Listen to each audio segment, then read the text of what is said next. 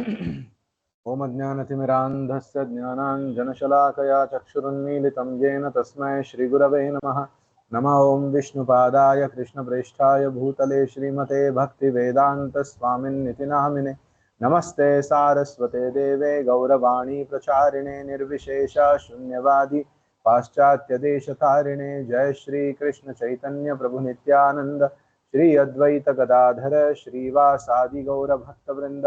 Hare Krishna Krishna Krishna Hare Hare, Hare Ram Ram Ram Hare Hare.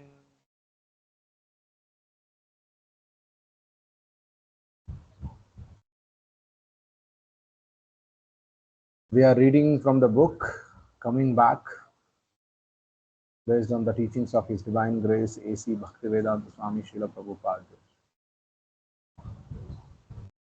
We have actually finished the brief version of the book, and now we are going to the actual book.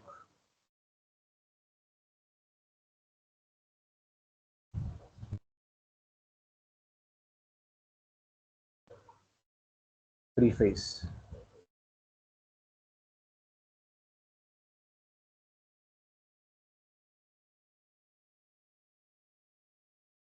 The quest for immortality.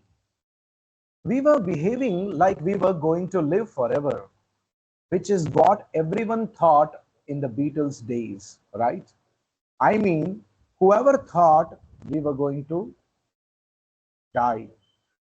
Whoever thought we were going to die? Ex-Beatle Paul McCartney. If you want to gain real control over your destiny, you must understand reincarnation and how it works. It's that simple. No one wants to die. Most of us would like to live forever in full vigor without wrinkles, gray hair, or arthritis, right? None of us want to become old. None of us wants to get those wrinkles on our skin, which makes our skin so ugly, right? None of us want to have grown gray hairs. Even if the gray hairs grow, we apply the black color and make it black. This is natural, because the first and most basic principle of life is to enjoy. If only we could enjoy life forever. Man's eternal quest for immortality is so fundamental that we find it nearly impossible to conceive of dying. Pulitzer Prize winner William Saroyan, author of the book Human Comedy, echoed the views of most people when, in the days just prior to his death, he announced to the media, "Everybody has to die, but I have always believed an exception would be made in my case. Now what?" Most of us seldom, if ever think about death or what happens afterward. Some say that death is the end of everything. Some believe in heaven and hell. Still others hold that this life is only one of many we have lived and will live in the future. And more than one third of the world's population, over 1.5 billion people, accept reincarnation as an irrevocable fact of life. Reincarnation is not a belief system or a psychological device for escaping the grim finality of death, but a precise science that explains our past and future lives. Many books have been written on the subject, usually based on hypnotic regression, near death experiences, accounts of out of body experiences, or deja vu. But most reincarnation literature is poorly informed, highly speculative, superficial, and inconclusive. Some books purport to document cases of people who, under hypnosis, have been regressed to previous lifetimes, They describe in detail houses they lived in, streets they walked on, parks they frequented as children, and the names of their former parents, friends, and relatives. All this makes for interesting reading. And while such books have certainly stimulated the ever widening public interest and belief in reincarnation, careful investigations have revealed that many of these so called past life regression cases are rife with guesswork, inaccuracies, and even fraud. Even today, just like how it is mentioned in this, there are people, they hypnotize, and if somebody wants to know about their past life, or if there are some chronic diseases and they want to know what is the cause, what had I done in my past life that I am suffering so miserably, then there are people who, either according to the statement in this book, they are, such cases are either rife with guesswork, inaccuracies, or even fraud. So there are people who are doing this even now, that they hypnotize some people and they will uh, make that person who is being hypnotized, make him speak about his past life, about the relatives of his past life, about the incidences of his past life, everything. But in most of the cases, it is fraud or guesswork or inaccuracies. But most importantly, none of these popular works explain the fundamental facts about reincarnation, like the simple process by which the soul eternally transmigrates from one material body to another. In rare instances, when basic principles are discussed, authors generally present their own theories about how and in which particular cases reincarnation occurs, as if some special or gifted living beings reincarnate and others do not, right? So some people say, those who are thoughtful people, so-called thoughtful people, they say that only few people reincarnate and others do not. And the next question comes, where do they go? If they don't reincarnate, then where do they go? This type of presentation does not deal with the science of reincarnation, but instead introduces a confusing array of fabrications and contradictions, leaving the reader with scores of unanswered questions. For example, does one reincarnate instantaneously or slowly over a long period of time? Does one reincarnate instantaneously or slowly over a long period of time? Can other living beings like animals reincarnate in human bodies? Can man appear as an animal? If so, how and why? Do we reincarnate forever, or does it end somewhere? Can the soul suffer perpetually in hell or enjoy forever in heaven? Can we control our future incarnations? How?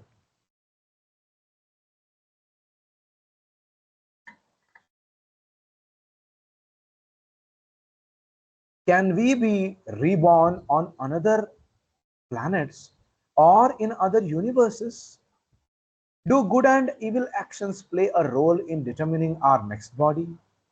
What is the relationship between karma and reincarnation? This is so many questions, right? And hardly anybody bothers to know the answer for these questions, right?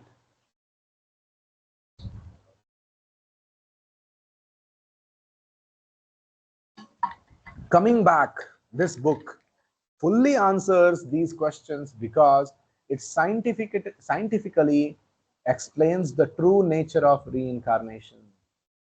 Finally, this book provides the reader with practical instructions on how to come to grips with the rise above the mysteries and generally misunderstood phenomenon of reincarnation. a reality that plays a vital role in shaping man's destiny.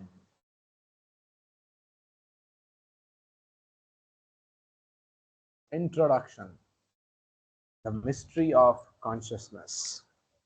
Death, man's most mysterious, relentless, and inevitable adversary. Does death mean the end of life?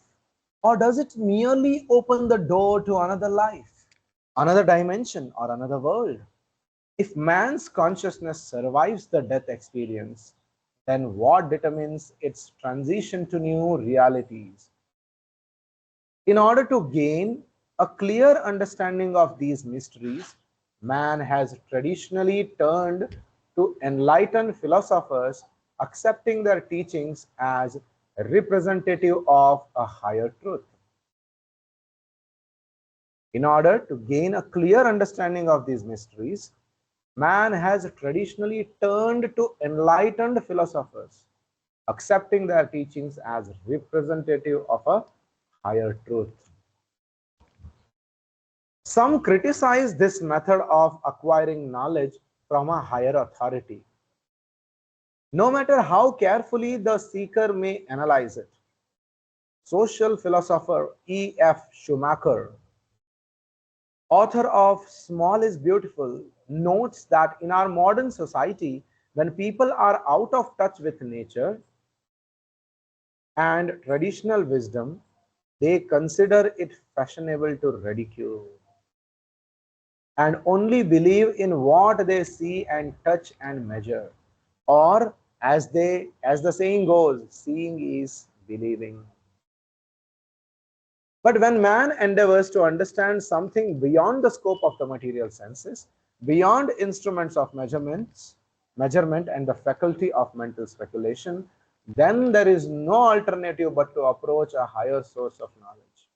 Because the direct sense perception within the scope of material senses and mental speculation, both will fail at one point of time. They cannot give accurate answers to all our questions. But one way to get the right answer always is to approach the higher source of knowledge. No scientist has successfully explained through laboratory investigations the mystery of consciousness or its destination after the destruction of the material body. Research in this field has produced many divergent theories, but their limitations must be recognized. The systematic principles of reincarnation, on the other hand, comprehensively explain the subtle laws of governing our past, present, and future lives. If one is to understand reincarnation at all, he must acknowledge the fundamental concept of consciousness as an energy distinct from and superior to the matter composing the physical body. This principle is supported by examination of the unique thinking, feeling, and willing capacities of the human being. Can DNA stand? Can DNA strands or other genetic components possibly induce the feelings of love and respect one person has for another? So the feelings and emotions what a person has is only because of the DNA strands and the other genetic components of the body? What atom or molecule is responsible for the subtle artistic nuances in Shakespeare's Hamlet or Bach's Mass in B minor? Man and his infinite capabilities cannot be explained by mere atoms and molecules. Einstein, the father of modern physics, admitted that consciousness could not be adequately described in terms of physical phenomena. I believe that the present fashion of applying the axioms of science to human life is not only entirely a mistake, but also has something reprehensible in it, the great scientist once said. Indeed, scientists have failed to explain consciousness by means of the physical laws that govern everything else within their purview. Just like a bumblebee, a small bee, bumblebee, when the laws of aerodynamics, how a flight, uh, an aeroplane, how it takes off, how it remains in the air, right? How it flies. When all the calculations are taken of aerodynamics, and when these aerodynamic principles are applied to a bumblebee, a scientist will come to a conclusion that a bumblebee can never fly. Very surprising, right? We see the bumblebees or any bees you see, they fly.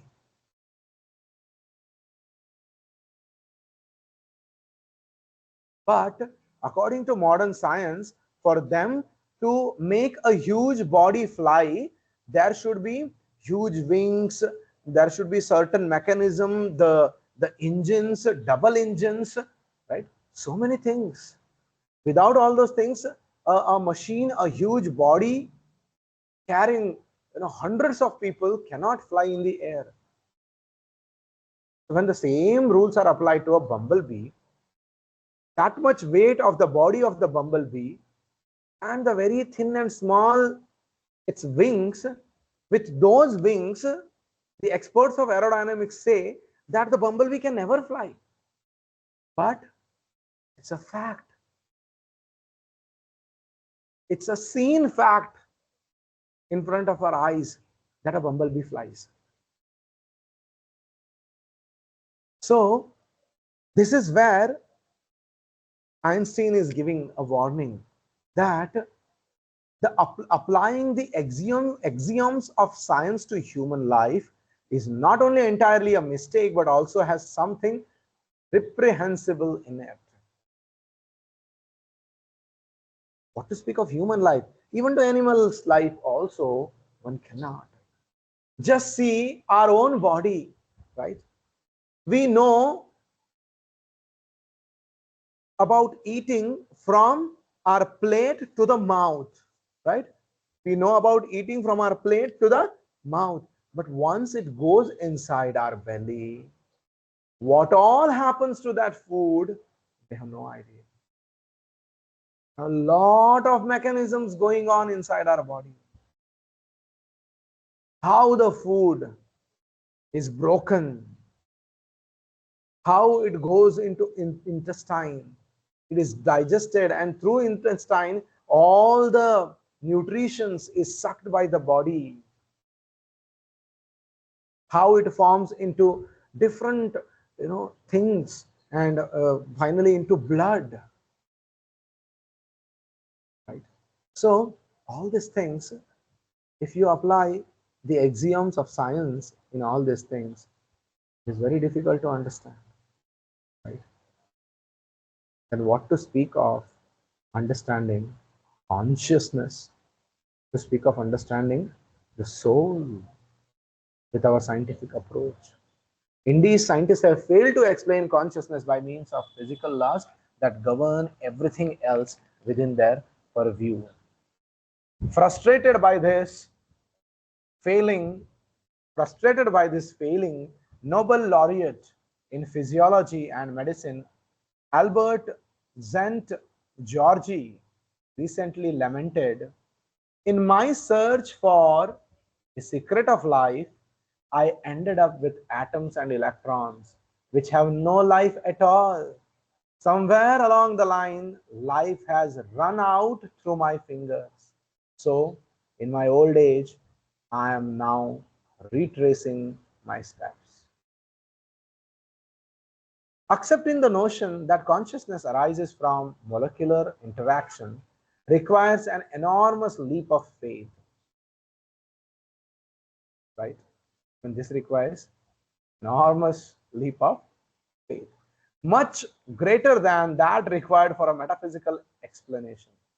As Thomas Huxley The well-known biologist said, it seems to me pretty plain that there is a third thing in the universe, to wit, consciousness, which I cannot see to be matter or force or any conceivable modification of either.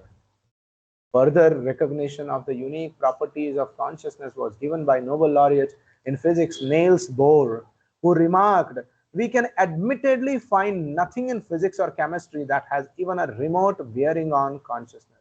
Yet all of us know there is such a thing as consciousness simply because we have it ourselves. Hence, consciousness must be part of nature, or more generally, of reality, which means that quite apart from the laws of physics and chemistry as laid down in the quantum theory, we must also consider laws of quite a different kind. Such laws might well include the laws of reincarnation, which govern the passage of consciousness from one physical body into another. To begin understanding these laws, we may note that reincarnation is not an alien antipodal event, but one that occurs with regularity in our own bodies during this very lifetime. In the human brain, Professor John Pfeiffer notes, your body does not contain a single one of the molecules that it contained 7 years ago. Just see, the whole body consists of molecules, cells, right? So this scientist says, 7 years ago, the molecules which I had in my body, the cells which I had in my body, none of them are present today. That means what? We have changed our body even in this life. Every 7 years, one's old body is completely rejuvenated. The self, however, our real identity remains unchanged. Our bodies grow from infancy to youth to middle age and then to old age. Yet the person within the body, the I, always remains the same. This is why, in the same context, Lord Krishna says in Bhagavad Gita, Dehino asmin yatha dehe Kaumaram Yavvanam Jara Tatha Dehantara Praptihi Dhirastatra Namuhyati. Just like the embodied soul passes from the boyhood to youthhood to old age, similarly, at the point of death, the soul passes into another body. The intelligent, those who are knowers of truth, do not get bewildered by such a change of the soul from one body to another. Reincarnation, based on the principle of a consciousness self-dependent on its physical body, is part of a higher order system governing the living being's transmigration from one material body to another. Since reincarnation deals with our most essential selves, it is a subject of the utmost relevance to everyone. Coming back explains the fundamental reincarnation presented in the timeless Vedic text Bhagavad Gita.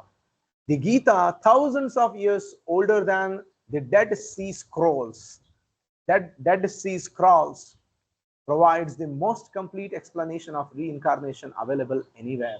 It has been studied for millennia by many of the world's greatest thinkers, and since spiritual knowledge is eternally true and does not change with each new scientific theory, it is still relevant today.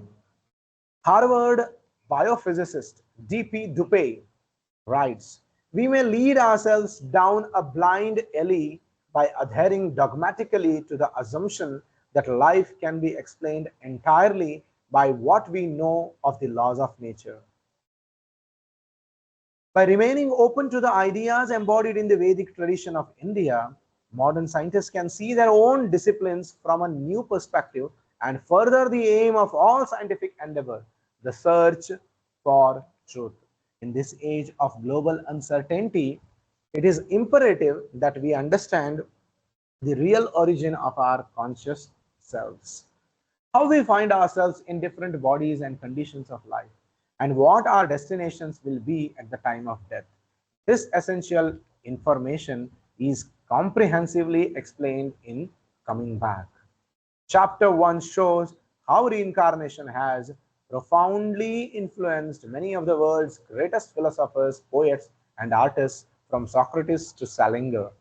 Next, the process of reincarnation, as expounded in Bhagavad Gita, the oldest and most respected source book on the subject of transmigration of the soul, is presented.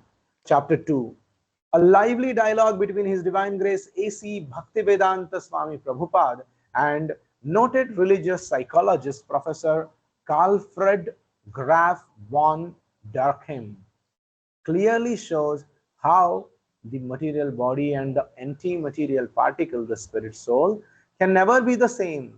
In chapter 3, a famous heart surgeon urges systematic research into the soul, and Srila Prabhupada cites the Vedic version, thousands of years older and strikingly more informative than modern medical science. Three fascinating narratives of the Vedic text Srimad Bhagavatam constitute chapter 4. These accounts stand as classic examples of how the soul transmigrates through different types of bodies under the control of the precise laws of nature and karma. In chapter 5, excerpts from the writings of Srila Prabhupada clearly demonstrate that the principles of reincarnation can be easily understood in terms of ordinary events and common observations that regularly occur in our daily lives. The next chapter describes how reincarnation embodies a universal and infallible system of justice, wherein the soul is never banished to eternal damnation, but it constitutionally endowed with a permanent opportunity to escape the perpetual cycle of birth and death. Common misconceptions and chick notions about reincarnation from the subject of chapter 7 form the subject of chapter 7, and the concluding chapter, Don't Come Back, presents the process through which the soul can transcend reincarnation and enter the realms in which it is finally freed from the prison of the material body.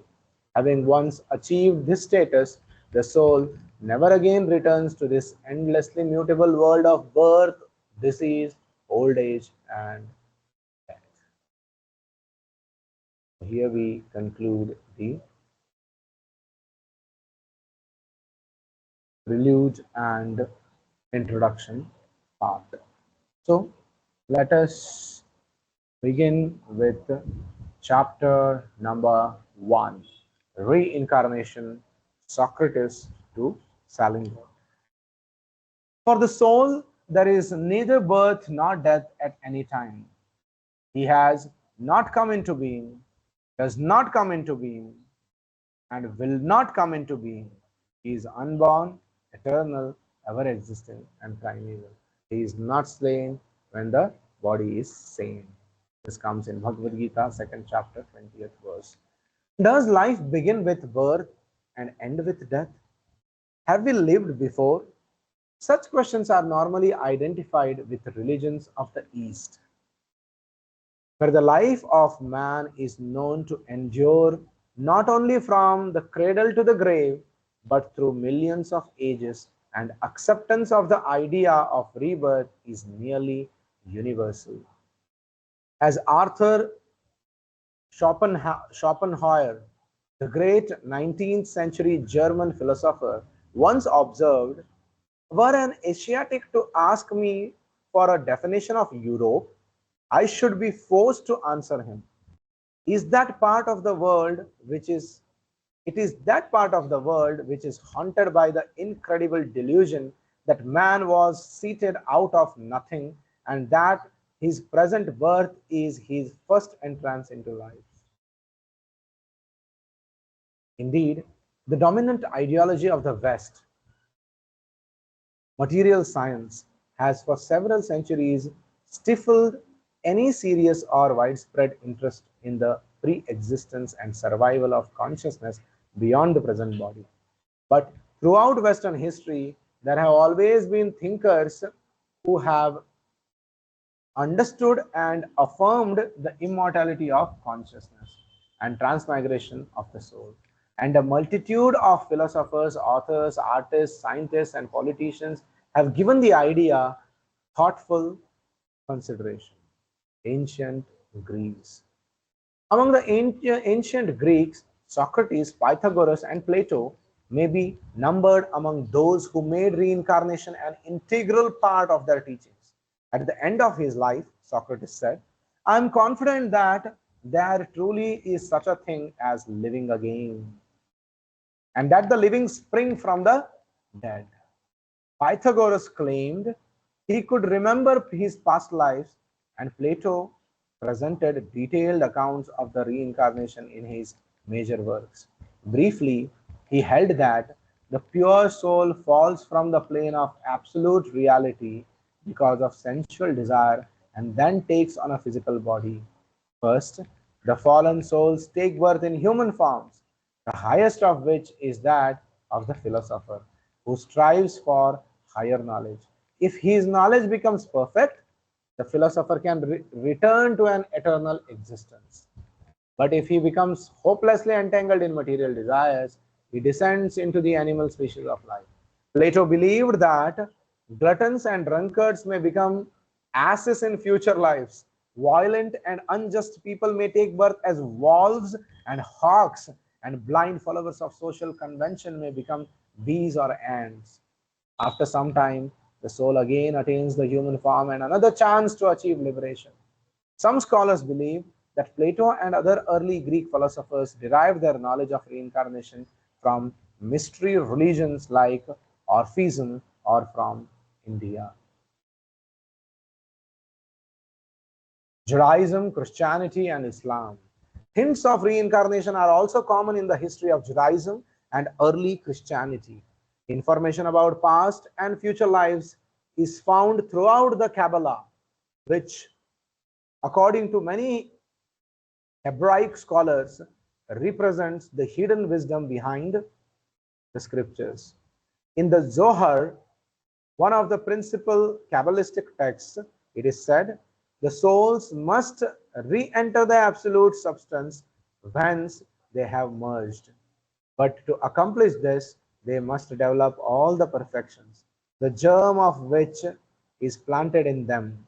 And if they have not fulfilled this condition during one life, they must commence another, a third, and so forth until they have acquired the condition which fits them for reunion with God.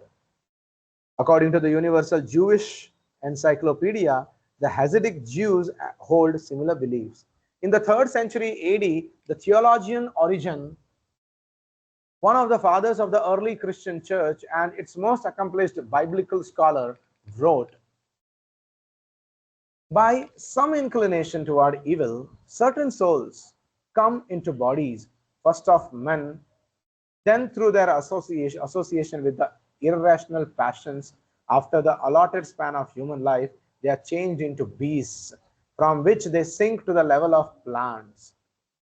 From this condition, they rise again through the same stages and are restored to their heavenly place. There are many passages in the Bible itself, indicating that Christ and his followers were aware of the principle of reincarnation. Once, the disciples of Jesus asked him about the Old Testament prophecy that Elias would reappear on earth. In the Gospel of Saint Matthew, we read, and Jesus answered them, Elias shall truly first come and restore all things. But I say unto you that Elias is come already, and they knew him not. Then the disciples understood that he spoke unto them of John the Baptist. In other words, Jesus declared that John the Baptist, who was beheaded by Herod, was a reincarnation of the prophet Elias. In another instance, Jesus and his disciples came across a man blind from birth. The disciples asked Jesus, who did sin, this man or his parents, that he was born blind? Regardless who had sinned, Jesus replied, Here was a chance to show a work of God. He then cured the man. Now, had the man been born blind of a sin of his own, it must have been a sin done before his birth, that is, in a previous life. And this was a suggestion that Jesus did not dispute. The Quran says, "And you were dead, and he brought you back to life, and he shall cause you to die, and shall bring you back to life, and in the end shall gather you unto himself." Among the followers of Islam, the Sufis especially believe that death is no loss, for the immortal soul continually passes through different bodies. Jalaluddin Rumi, a famous Sufi poet, writes, "I died as a mineral and became a plant. I died as a plant and rose to animal. I died as an animal and I was a man. Why should I fear when was I less by dying?" The timeless Vedic scriptures of India confirm that the soul, according to its identification with material nature, takes one of the 84 lakh forms of life. Once embodied in a certain species of life, evolves automatically from lower to higher forms, ultimately attaining a human body. Thus, all of the major Western religions, Judaism, Christianity, Islam, have definite threads of reincarnations throughout the fabric of their teachings, even though the official custodians of dogma ignore or deny them. So, the Middle Ages and the Renaissance we will read in our next class. Thank you all for joining. Vishwaguru Srila Prabhupada ki jai. Nitai Gaur Premanande Hari Hari Bol. Thank you, Prabhuji. Thank you, Prabhu. Hare Krishna. Jai Shri Prabhupada.